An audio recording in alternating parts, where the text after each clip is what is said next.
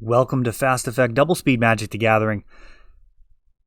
I gotta say, I am surprised to be saying this, but we have Turbo Didgeridoo versus Yawn on a green Cloudpost deck. Both decks leading out with their namesake cards. Cloudpost is going to look to ramp and cast absolutely ridiculous stuff. Didgeridoo is going to attempt to be getting legit Minotaurs into play with Didgeridoo. So if you're unfamiliar, it's similar to an Aether Vial, except it requires a mana investment. You're going to pay 3 to be able to put a Minotaur from your hand into the battlefield.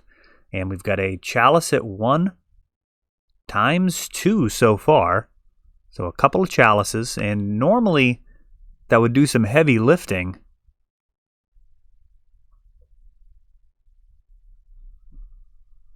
Looks like City of Traders joining in. And Primetime. Casual 4-mana play. And this will potentially allow Yawn to untap with like 18 mana, which is pretty horrifying. This could be over very fast. I have no idea what Minotaurs could possibly be in the mix here. But a Glacial Chasm? I'm actually surprised to see Glacial Chasm there. I would have imagined Eye of Ugin to be the pick. I probably would have grabbed Eye of Ugin and another Cloudpost and then count on the next turn swinging and ramping up additional mana due to the Cloudposts. And, yep, got a Minotaur that I'm not sure which one it is. And a Blood Sun. All right, we got a game.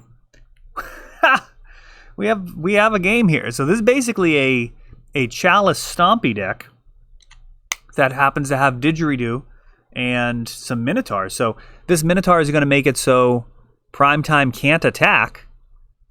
I believe this is the one that says no, choose a creature it can't attack, and choose a creature it can't block. There's Karakas, which is not going to be an answer, thanks to Blood Sun.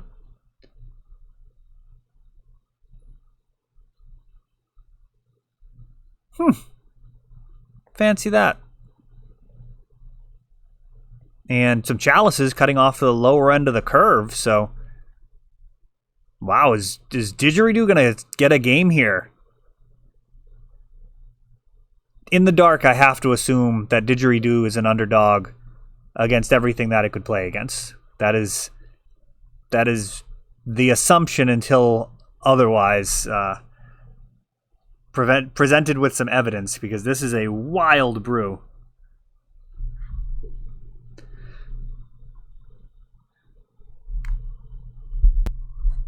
Yeah, it's Boros Battle Chaser, or Battle Shaper. At the beginning of combat, at the beginning of each combat, up to one target creature attacks or blocks this combat if able to, and up to one target creature can't attack or block this combat. So this is actually going to be able to push through a massive 5 damage a turn, while this 6/6 just kind of sits there, derping around. Usually Primetime is an automatic game winner. Instead, Blood Sun and Battle Shaper holding down the fort admirably here. Didgeridoo threatens to add additional Minotaurs. And yeah, Yawn has found himself in a very unfortunate situation. That is highly unusual, to say the least. So Blood Sun stopping the Karakas, stopping the Glacial Chasm. Glimmerposts and Cloudposts will still provide quite... Oh, no. Whoa. Kozilek. That's over the top. So Blood Sun not going to stop mana abilities. It's only going to stop the other text. So that's a huge problem. Wow. Kozilek drawing 4 is a giant body. So Battle Shaper, I guess, starts going after him. Charlie's going to need perhaps an additional Battle Shaper. which is an odd place to find yourself in Legacy. Hoping to top deck a 7 casting cost Minotaur.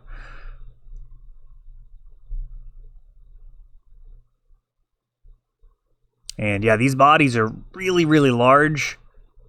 So that's a bit of an issue. Can't actually swing in there. And either one of these attack steps is going to be really bad.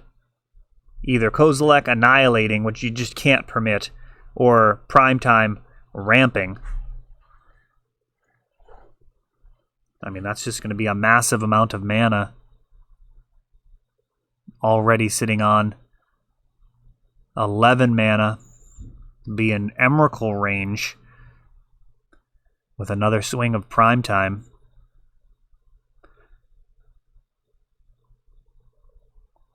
And I don't think you try and pull some type of shenanigans here. We've got a Thespian Stage, which is just going to be able to tap for 1 mana. Not going to be able to copy anything. Battle Shaper going to no-sir the Kozilek, but Primetime can turn sideways. And does. So, I think Charlie technically wins the race. There's that.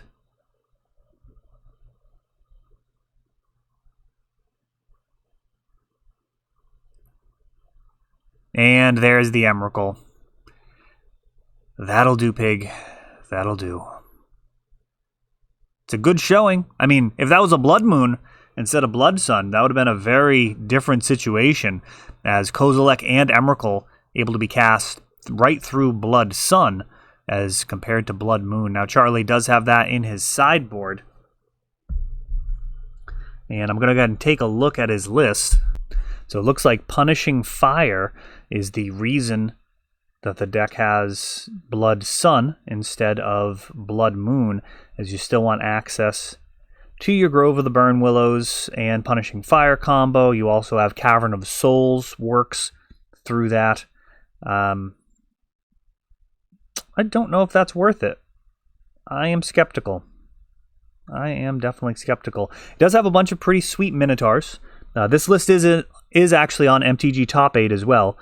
We got that Boros Battle Shaper, the new Morog from Zendikar Rising, the landfall taking extra attack steps.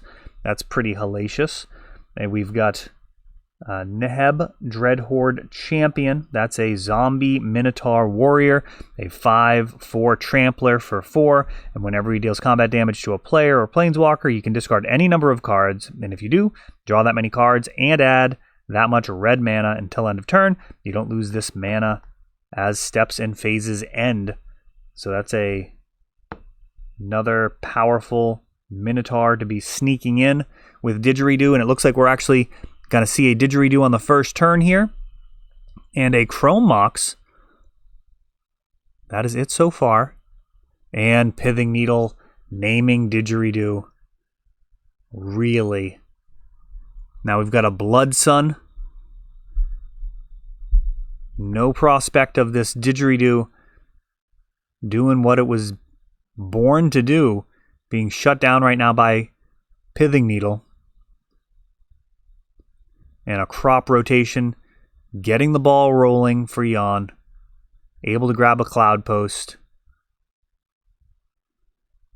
And that'll be relevant. The enters the battlefield tapped, going to be stopped by Blood Sun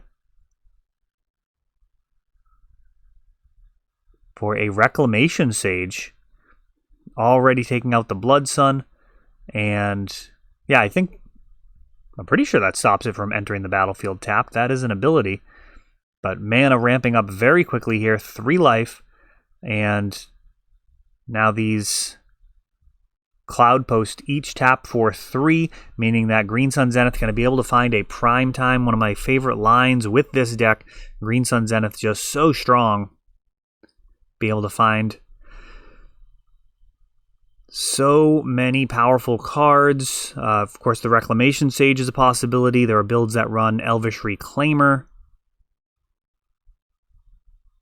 Euro in the blue-green build was very interesting. I actually didn't play enough of that list to have too much of an opinion on it. I overall wasn't thrilled with it, but here, this is going to be over pretty quickly. The Battle Shaper, wrecking that combat step, but Emrakul showing up to just completely ruin the day. Take an extra turn, and while Emrakul won't be able to get in there, Primetime will continue to be able to beat, and we've got a crop rotation for Eye of Ugin, and Jan explaining his plan from there, probably going to go grab Kozilek. I actually think Karakas is perhaps the simpler line there. You just take infinite turns with your Emrakul, just continue to bounce him and replay him. Infinite turns definitely wins. The Kozilek, I guess it's possible for it to not win from there. But either way, that is just an absolute destruction, and perhaps showcasing Blood Sun being a little too cute.